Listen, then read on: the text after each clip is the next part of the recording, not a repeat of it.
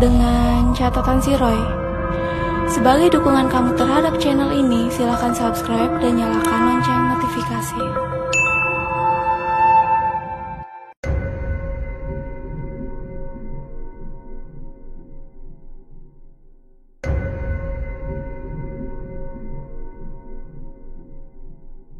Waktu itu sebenarnya iseng sih, bosen aja gitu.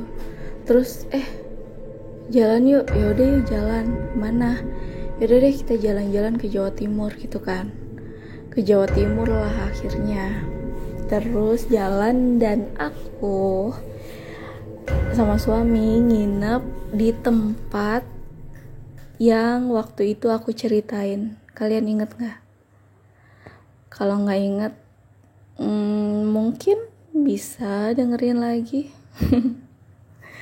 Terus kan waktu itu ditanya lah sama pegawainya, oh ya kak, mau nginep di kamar yang mana gitu kan.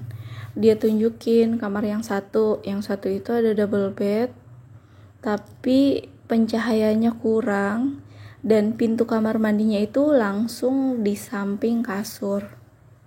Dan itu jelas banget sih aku ngeliat ada kuntilanak berdiri di kamar mandi yang pintunya kebuka dan gelap. Terus aku gak mau masuk. Habis itu ditunjukin satu ruangan lagi, kamar yang kayak gak nyaman aja gitu. Terus akhirnya ya udah deh nginep di tempat yang waktu itu aku ceritain. Ya udah, alhamdulillahnya sih nggak ada apa-apa di sana. Setelah pertama kali nginep sih ngalamin sesuatu yang aku ceritain, tapi nginep kedua kalinya sih mungkin karena ngerasa udah kenal kali ya, nggak digangguin. Cuman menyebalkannya karena itu ada di lantai 2, kayaknya pegawainya kurang memperhatikan atau apalah itu.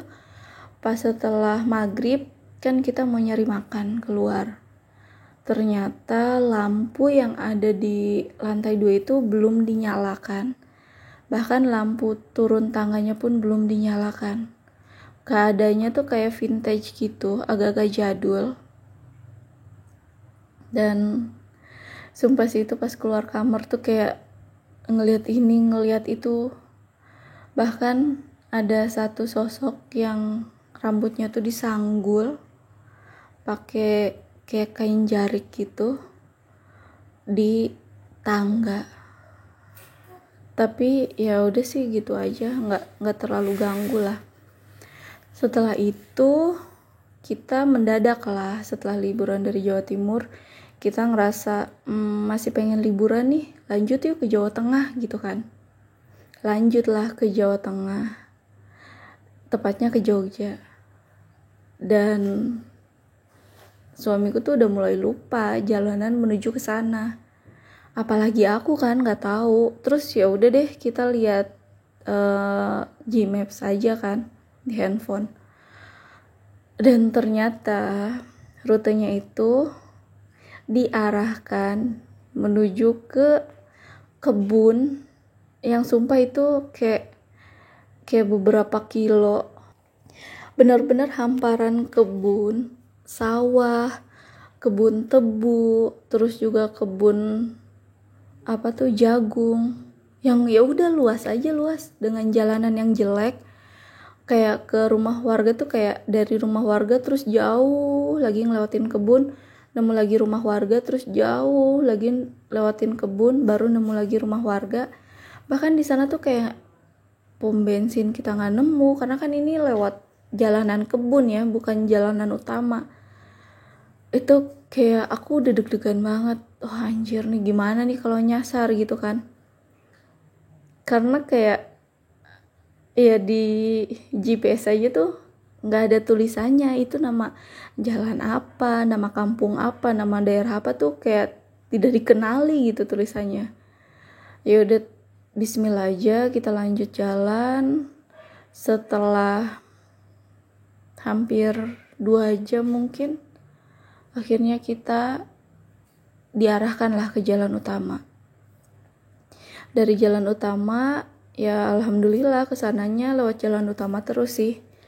Walaupun beberapa kali lewat jalan kampung, cuman kayak nggak terlalu jauh juga sih lewat jalan kampungnya. Karena emang kita berangkatnya tuh udah siang, jadi lumayan kesorean lah di jalan. Waktu itu ngelewatin hutan yang kondisinya tuh udah mau maghrib. Bahkan kayak mepet-mepet mau azan maghrib. Terus kayak di hutan gitu kan banyak banget mobil-mobil besar.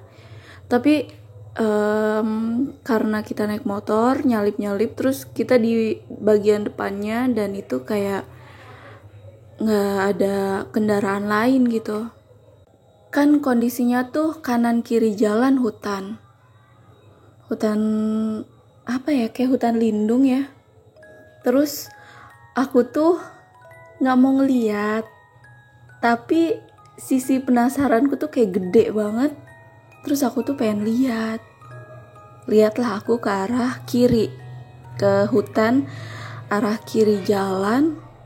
Terus beberapa kali aku tuh ngeliat ada perempuan kayak ibu-ibu gitu deh, kayak ibu-ibu pakai daster warna merah, cuman kelihatan di belakang pohon gitu, kayak pohon jati. Tapi pas ngelewatin pohonnya dia nggak ada, kayak hilang gitu. Pas ngelewatin pohon dia hilang. Harusnya kan kalau dia orang, pas ngelewatin pohon itu dia harusnya masih tetap kelihatan. Bahkan di semak-semak itu tuh ada beberapa sosok yang aku lihat kayak lagi jongkok gitu di semak-semak. Terus matanya tuh kayak keluar gitu. Dan juga pas azan maghrib itu kondisinya kita masih di hutan itu, karena hutannya lumayan luas banget. Terus aku beberapa kali ngeliat ada pocong di antara rimbunya pohon-pohon yang ada di hutan itu. Itu kayak aku langsung baca doa kan, dalam hati baca doa. Tapi semakin aku baca doa, kenapa mereka itu jadi terlihat tambah banyak, bukannya malah ngilang. Bahkan beberapa kali juga aku ngeliat ada nenek-nenek yang lagi duduk di beberapa kayak saung gitu di pinggir jalan di bagian hutan itu, tapi yang udah rusak gitu. Ada nenek-nenek lagi duduk di situ. Cuman kan kayak itu tuh jauh dari perkampungan. Terus itu nenek-nenek yang aku lihat tuh orang atau bukan? Tapi ya nggak tahu sih, bisa aja itu orang. Habis itu teruslah jalan dan ya udah kemagriban di jalan. Sampai di kota Solo itu udah lewat Isya. Dan dari Solo ke Jogja kita diarahkan lagi untuk melewati jalan yang bukan jalan utama, tapi lewat jalan yang masuk-masuk ke dalam gitu, kayak jalan tikus mungkin ya. Tapi lagi-lagi diarahin untuk lewatin seperti sawah, kebun. Itu kayak ya oke, kalau ngelewat itu tuh nggak apa-apa, tapi jangan malam juga. Kalau malam tuh bikin makin banyak hal-hal aneh yang terlihat.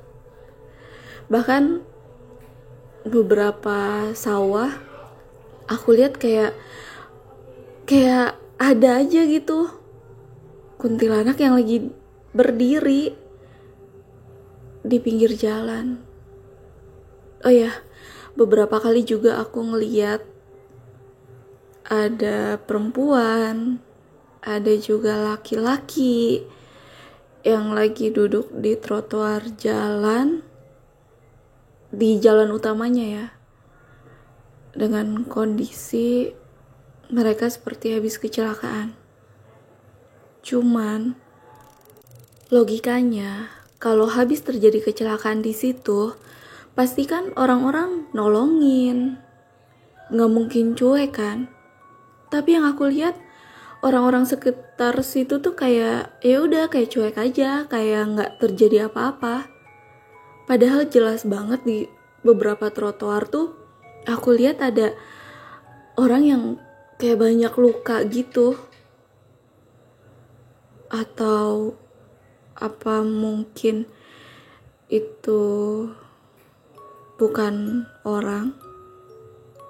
Oh ya, sebelumnya aku minta maaf kalau di rekaman kali ini tuh banyak noise, suara-suara dari belakangku. Karena kebetulan tetangga lagi ada acara, jadi ya agak-agak berisik lah ya.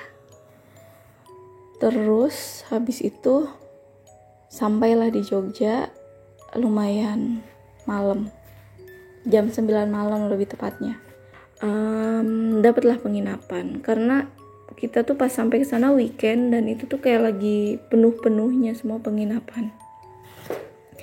Dapat, terus ditawarin lah mau kamar yang mana, yang atas atau yang bawah gitu kan. Yang atas ada di lantai 3. Awalnya kita bawah aja kali ya. Terus pas diajak lihat yang bawah, pas buka pintu kamar langsung terlihat dengan jelas ada kuntilanak di kamar mandi lagi ngadep ke kamar. Karena pintu kamar mandi dibuka kan.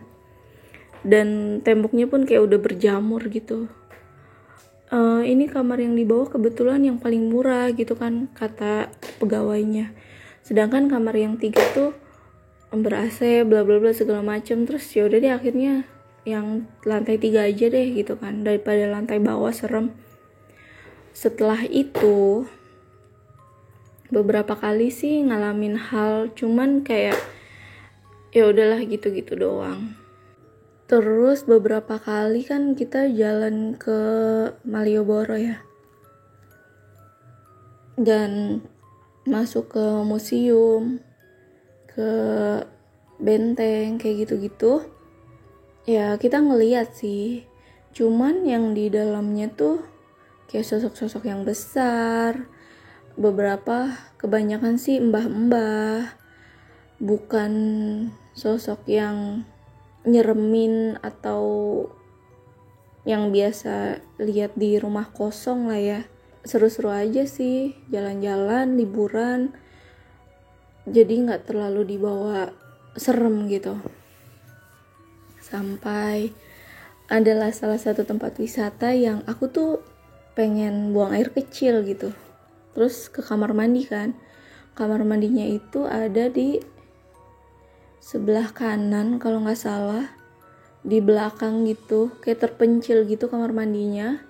Ya udah, terus aku masuk kamar mandi sendiri kan. Dan di dalam kamar mandi perempuan itu ada 3 kamar mandi. Aku masuk ke yang tengah dan sepi aja, nggak ada orang yang lewat di depan kamar mandi atau nggak ada orang yang barengan gitu ke kamar mandi, nggak ada. Pas aku buang air kecil, aku tuh mulai ngedenger tuh kayak suara sepatu jalan, tuh nggak sih, kayak suara hentakan sepatu gitu di lantai, tapi nggak terlalu berisik juga, kayak suara orang jalan pakai sepatu pantofel gitu di lantai. Terus aku ngeliat ke bawah kan, karena pintu kamar mandinya kan nggak full sampai bawah. Aku ngeliat tuh kayak ada perempuan mungkin ya pakai gaun dari kamar mandi sebelahku. Terus keluar gitu, kayak lagi nyanyi, tapi aku nggak ngerti itu lagu apa. Terus pas aku selesai buang air kecil, aku langsung berdiri, siram, celana langsung aku pakai, dan pas aku buka pintu kamar mandi mau keluar, Aku papasan sama perempuan, rambutnya pirang, pakai gaun. Entah mukanya seperti apa, karena aku nggak ngelihat mukanya, aku langsung buru-buru lari keluar kamar mandi. Entah nabrak dia atau nembus dia. Yang jelas papasan sama dia, aku langsung lari keluar kamar mandi. Dalam keadaan celana belum aku kancing dan belum aku sleting. Jadi aku kancingin celana dan sletingin celana tuh di luar kamar mandi. Tapi untungnya di situ sepi, jadi nggak ada yang lihat lah ya. Dan terus aku kan jalan di Malioboro tuh, balik lagi kan, kayak malam tuh balik lagi gitu ke situ buat nongkrong, beli oleh-oleh kayak gitu kan. Jalanlah kita malam-malam di Malioboro-nya, tahu kan jalanan situ. Pas lagi jalan gitu kan rame tuh, banyak banget orang. Beberapa kali aku ngeliat, aku pikir pengemis kan, kayak ibu-ibu tuh nenek-nenek gitu pakai kain batik kayak gitu lah, udah bungkuk banget, bener-bener bungkuk banget, tapi rambutnya tuh kayak agak acak-acakan, gak rapi. Aku pikir pengemis kan, aku minggir gitu takut nabrak si nenek ini. Ternyata ada orang dari belakangku itu kayak nyalip jalanku, nembus si nenek di pinggir ruko tutup yang aku pikir pengemis, ditembus gitu aja sama orang di belakangku. Berarti kan dia bukan orang. Bahkan beberapa kali juga kita melihat mereka yang ikut di kerumunan banyaknya orang yang lagi di jalan Malioboro itu, tapi ya mukanya beda. Mungkin di sana memang ada ya orang yang berdandan seperti kuntilanak terus buat foto bareng, tapi ini tuh sosoknya tuh pakai baju biasa, kayak orang yang lagi nongkrong di situ, kayak orang yang lagi jalan di situ. Tapi kita tahu itu bukan orang karena mukanya beda. Bahkan hari terakhir aku di Jogja, kan nongkrong di Malioboro sampai malam nih. Sekitar jam 9 atau jam 10 udah ngantuk kan, ya udah pulang. Pas pulang jalan kebetulan masih rame tuh di kawasan situ. Jalan gitu aku ngeliat ada suami istri dan satu anaknya perempuan. Si suami terus istri di samping suaminya, dan anak perempuannya itu di samping si ibu, dipegang gitu sama ibunya. Si anaknya ini tuh pakai baju batik kayak daster batik gitu selutut, dress batik warna ungu. Terus rambutnya tuh digerai panjang banget, lurus rambutnya, ada poninya, terus pakai bando. Dan di samping anak kecil ini, aku ngeliat ada satu perempuan lagi yang kurus, lebih tinggi dari ibu si anak ini badannya, pakai baju yang sama persis dengan yang dipakai si anak kecil ini, dress batik selutut berwarna ungu. Rambutnya sama persis dengan si anak perempuan ini, rambutnya lurus panjang, ada poninya, pakai bando. Ngegandeng si anak perempuan ini juga di sebelahnya. Tapi ekspresi si perempuan ini tuh kepalanya tuh menengadah gitu, agak menengadah ke atas tapi gak terlalu nengok ke atas, dengan mulutnya yang terbuka, mangapnya tuh kayak lancip gitu, lebar dan lancip tuh, kayak aneh banget aku ngejelasinnya, kayak yang mukanya patah gitu, kayak rahangnya tuh patah gitu, lancip gitu, mangap. Matanya juga sebelahnya, mata satunya itu ada di dahinya. Jadi kayak matanya tuh gak simetris gitu, kayak bengkok gitu. Satu di tempat mata biasa, satunya lagi agak naik gitu di dahinya. dengan muka yang sangat pucat. Aku lagi jalan, aku nengok ke anak itu, aku langsung tiba-tiba lihat-lihatan aja. Jadi si sosok yang lagi gandengan sama si anak kecil ini, yang aku jelasin mirip banget sama si anak kecil ini, pakai bajunya, rambutnya, cuma mukanya berbeda dan tubuhnya lebih tinggi dari ibu si anak ini. Kita lihat-lihatan, dia nengok ke aku nengok ke dia, kita lihat-lihatan selama beberapa detik, terus dia langsung terbang ke atas, hilang gitu aja. Aku langsung yang astagfirullahaladzim. Ditanya kan kenapa? Enggak, aduh aku habis ngelihat hantu, aku pikir itu orang, ternyata hantu. Terus ditanya emang gimana kejadiannya? Ya itu yang aku ceritain itu barusan. Dan aku yakin banget si ibu itu gak sadar kalau ternyata si anaknya itu tangan kanannya kan digandeng si ibu. Si ibu ini gak sadar kalau tangan kiri si anaknya ini digandeng sama sosok yang pakai baju dan rambutnya itu sama persis kayak duplikatnya si anak kecil ini. Dan waktu digandeng gitu, tangan si anak kecil ini tuh tangan kirinya tuh agak naik gitu loh, kayak digandeng beneran, agak naik. Dan kayaknya si anak kecil ini juga bisa ngelihat si sosok ini karena beberapa kali ngeliatin mulu ke atas gitu ke mukanya si sosok ini. Karena pas dari kejauhan aku pikir itu orang kan, aku mikir orang aja biasa gitu. Pas deket lihat-lihatan dan dia langsung terbang ke atas, ya berarti itu bukan orang. Dan pas dia terbang ke atas, ya udah si anak kecil ini tangan kirinya turun karena udah nggak digandeng lagi sama sosok ini. Dan si anak kecil ini sempat lihat-lihat beberapa kali ke atas. Ya udah terus aku buru-buru pulang aja.